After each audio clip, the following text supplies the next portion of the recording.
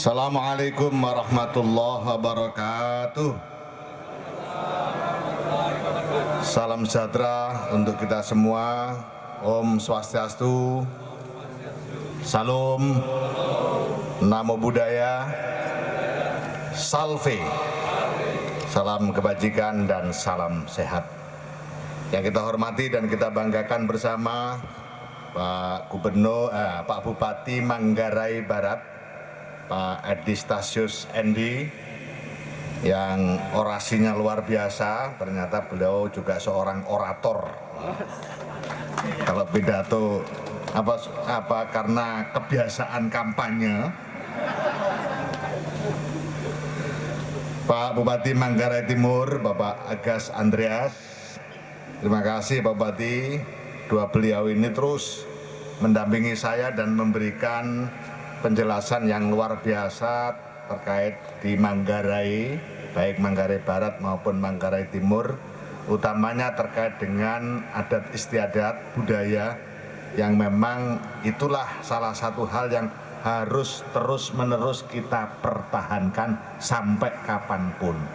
Sehingga tidak boleh kita kemudian karena gara-gara modernisasi, gara-gara HP, gara-gara teknologi informasi, terus kita meninggalkan budaya kearifan lokal kita.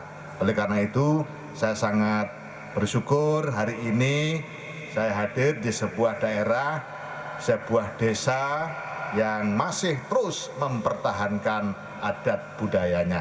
Sukses untuk Manggarai Barat dan Manggarai Timur. Jajaran Forkopimda Sano Goang, Kepala Desa Wailolos, Kepala Desa Waisano, dan seluruh kepala desa yang hadir, para pendamping desa yang saya banggakan. Mana tadi pendamping desa? Pak Bupati, tolong pendamping desa ini dimanfaatkan betul, jangan boleh nganggur ya. Kasih pekerjaan terus yang banyak supaya desa cepat maju. Bapak Ibu sekalian, saya didampingi oleh Pak Dirjen Pembangunan Desa dan Pedesaan, Pak Sugito, dan jajaran Kementerian Desa, Pembangunan Daerah Tertinggal dan Transmigrasi. Dan kita sudah kemarin sampai di sini, insya Allah besok baru balik, karena kami juga ingin menikmati bukan hanya Labuan Bajo. Betul Pak Bupati, kalau saya ke satu daerah tentu yang saya tuju yang pertama adalah desa. Itulah makanya kemarin siang baru nyampe, hari ini saya ada di desa. Insya Allah nanti lain waktu saya akan ke Manggarai Timur. Sebelum saya menyampaikan beberapa hal singkat saja, saya ingin memberikan hadiah untuk Pak Bupati Manggarai Barat. Hadiahnya tentu bukan hadiah duit, tapi hadiahnya hadiah pantun. Nanti cakepnya yang kompak ya. Terasa berat memandang sang masinis yang sedang mengulum si kue brownies. Bupati Manggarai Barat orangnya sungguh manis. Kalau tersenyum bikin meleleh gadis-gadis. Ini saya bikin duduk berjemur enaknya di dalam taman. Lebih asiknya bersama teman-teman. Bupati Manggarai Timur orangnya tampan. Waktu mudanya pasti jadi idaman. Bapak sekalian yang saya hormati, nyantai aja supaya panasnya bukan matahari, cerahnya bukan cerah matahari, tapi cerah yang kita nikmati adalah cerahnya terang bulan. Karena apa? Tarian-tarian tadi semuanya ditarikan pada saat bulan purnama. Bapak sekalian yang saya hormati, membangun desa merupakan sebuah keniscayaan, sebuah keharusan, tidak bisa ditunda-tunda lagi. Itulah makanya Pak Jokowi mengucurkan dana desa, karena beliau sangat menyadari betul bahwa kesuksesan pembangunan di Indonesia harus dimulai dari pinggiran, tidak boleh dari tengah. Nah, untuk Manggarai, baik Manggarai Timur, Manggarai Barat, yang tadi disampaikan sebagai salah satu super prioritas, destinasi super prioritas. Ini tidak bisa hanya kita bicara tentang Labuan Bajo. Kita harus bicara totalitas Manggarai, baik Manggarai Barat maupun Manggarai Timur. Nah, disitulah posisi Kementerian Desa untuk menciptakan ekosistem wisata yang terintegrasi, yang menyatu, sehingga kehadiran wisatawan tidak hanya di Labuan Bajo, tapi juga kita suguhkan desa-desa wisata yang tidak kalah menariknya dibanding wisata-wisata yang ada di tengah kota. Karena apa? Desa wisata pasti punya kekhasan. Hari ini misalnya, saya tadi nggak menyangka kalau sumber airnya di sini. Karena selama ini yang saya tahu, ketika air panas itu digunakan untuk terapi, digunakan untuk wisata, itu biasanya mengalirkan dari atas. Nah, pertanyaan yang saya ungkapkan sejak saya datang ke sini, ini sumbernya berapa meter dari sini? Di daerah saya misalnya, itu ada juga air panas sejak saya kecil, tapi disalurkan dari atas. Kemudian kemarin di Bogor, saya hadir di daerah seperti ini, dialirkan dari atas. Nah, khusus hari ini saya baru tahu, ya memang sumber airnya di sini.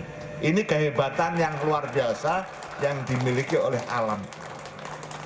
Ya, saya pikir berkali-kali saya tanya, yang saya tanya juga bingung karena pertanyaannya nggak nyambung dengan kenyataannya. Nah, itulah pentingnya bertanya yang hati-hati itu. Pertanyaan nggak nyambung dengan yang kenyataannya, akhirnya yang jawab juga bingung. Ini disalurkan dari mana? Diam aja nggak jawab. Berapa meter? Nggak jawab. Terus saya tanya, ini gelembung apa? Itu sumbernya. Nah, baru sadar saya, oh jadi sumbernya di sini. Nah, itulah gampang mudah memang komunikasi itu. Karena apa? Kita sudah diawali dengan satu persepsi yang nggak pas dengan lokasi. Itu konsep pembangunan yang salah. Itulah makanya saya selalu mengatakan membangun desa harus didasarkan pada akar budaya setempat. Itu baru cara membangun desa yang benar. Seperti ini. Ini benar. Tidak selalu yang namanya air panas itu ada proses penyaluran dengan pakai pipa. Ternyata kita temukan di sini. Ini adalah kearifan lokal, sesuatu yang sangat potensial yang kemudian dikelola. Nah, itulah makanya Pak Bupati, Kementerian Desa hari ini sedang menyiapkan platform untuk promosi desa wisata seluruh Indonesia. Sehingga ini nanti masuk. Nanti jangan lupa segera didaftarkan. Kita bikin lomba promosi desa wisata. Hadiahnya 1 miliar lebih. Nah, ini nanti harus ikut. Nggak sulit, lombanya nggak sulit. Hanya memotret dari angel yang bagus. Nanti ada bimbingan juga dari ahli memotret. Sehingga wisata itu yang penting apa? Wisata itu yang penting promosinya, Pak Bupati. Jadi kalau promosinya bagus, pasti orang tertarik. Dan hampir seluruh tempat wisata yang pernah saya kunjungi itu selalu berbeda antara promosi dan kenyataannya. Promosinya jauh lebih bagus daripada kenyataannya. Nah, itu wisata dimanapun, bukan hanya di Indonesia. Saya pernah datang ke Vietnam, wisata penelusuran sungai dan gua, pertempuran Vietnam antara Amerika dengan Uni Soviet. Menakutkan kan judulnya. Ternyata sungai yang ditelusuri jauh lebih bagus sungai yang tadi saya lewati. Tapi bisa dikelola sedemikian rupa. Nah, ini juga begitu. Harus dibikin cerita. Air ini ada sejak zaman nenek moyang kita 1000 tahun yang lalu. Nggak percaya, tanya sendiri ke sana. Loh, itu penting. Satu, supaya apa? Supaya ada daya tarik. Ini yang disebut narasi. Yang kedua, siapapun yang berendam di sini dalam kurun 3 minggu berturut-turut pasti lebih sehat dari sebelumnya. Pasti sudah. Nggak usah ada perdebatan itu. Kenapa? Kalau nggak percaya buktikan. Tiap pagi ke sini selama 3 minggu pasti lebih sehat. Jalannya saja sudah panjang. Ya, jalannya saja sudah panjang. Kalau tiap pagi jalan, pulang pergi selama 3 minggu pasti lebih sehat. Itu yang saya maksud narasi. Ini penting. Supaya apa? Supaya ada nilai tambah. Di satu tempat desa wisata, kreatifnya pengelola dan kepala desa dan masyarakat bikin seperti itu. Ada patung, kemudian ada, ya dibikin kayak di Bali itu. Kemudian ada dupa macam-macam, terus ada narasi untuk ini. Saya sejak awal udah curiga.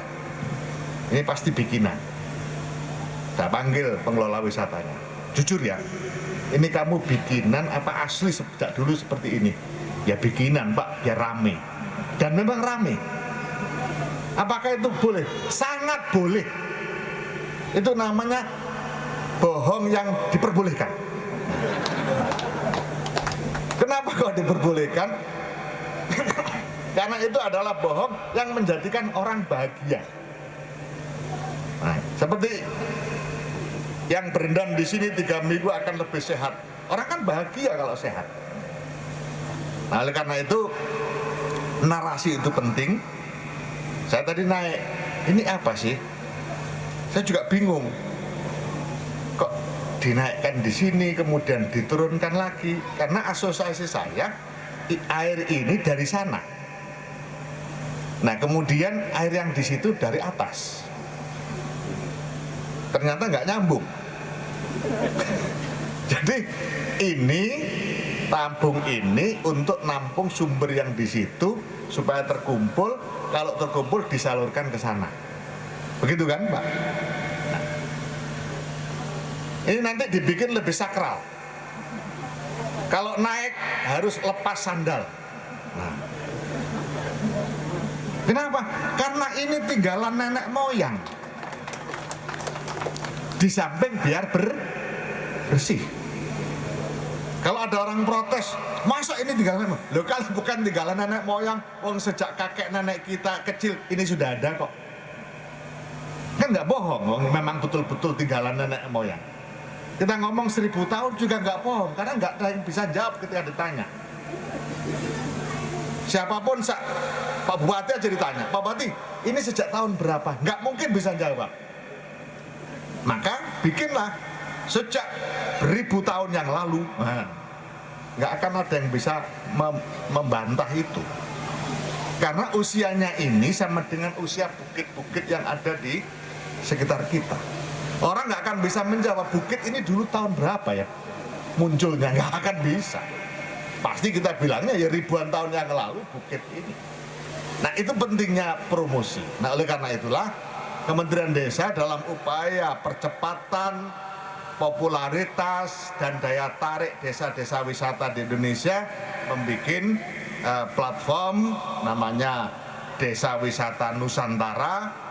Nah, isinya adalah desa-desa wisata seluruh Indonesia dengan narasi masing-masing, dengan foto yang dibikin dengan bagus. Nah, jurinya siapa? Jurinya marga masyarakat. Jurinya bukan juri yang ditunjuk oleh kementerian. Karena kalau yang ditunjuk oleh kementerian pasti nanti nggak objektif. Siapa jurinya? Netizen. Siapapun nanti yang like-nya terbanyak, yang subscribe-nya terbanyak di platform itu akan kita kasih hadiah. Dan hadiah diberikan setiap 6 bulan sekali. Oh, jadi 6 bulan di peringkat. Oh, hadiah 1, 2, 3 sampai 30 ya. Sampai 30 desa wisata. Akhir tahun 2022 kita lihat lagi, kita peringkat lagi. Tapi yang sudah dapat 6 bulan pertama nggak diikutkan lagi. No, kalau diikutkan lagi naik terus dia, nggak akan pernah turun. Jadi nggak diikutkan lagi. Tahun 2023 juga begitu. Terus kita. Supaya apa? Supaya semakin banyak orang yang tahu bahwa di sini ada wisata yang sangat menarik yang bisa membuat kita sehat, yaitu air panas untuk terapi. air panas untuk awet muda, air panas untuk cepat dapat jodoh yang masih jomblo. Nah, harus ada itu. Yang jomblo pengen cepat dapat jodoh, berendam di sini 1 bulan. Loh kok bisa? Iya, karena pasti lebih putih, lebih cerah. Nah, akhirnya dapat jodoh. Bapak sekalian saya hormati, sukses untuk Manggarai Barat dan Manggarai Timur. Sukses untuk desa-desa yang hari ini diresmikan desa wisatanya. Mari kita terus bangun desa, gunakan dana desa sesuai dengan peruntukannya. Desa tanpa kemiskinan, desa tanpa kelaparan, desa pendidikan berkualitas, dan sampai kelembagaan desa dinamis dan budaya desa adaptif. Goals atau tujuannya ke-18 dalam SDG desa adalah mempertahankan segala bentuk tarian budaya tadi supaya jangan sampai hilang dari desa-desa, dan itu berarti kita mempertahankan budaya Nusantara. Indonesia Bhinneka Tunggal Ika. Demikian, terima kasih. Allahumma muwaffiq. Assalamualaikum warahmatullahi wabarakatuh.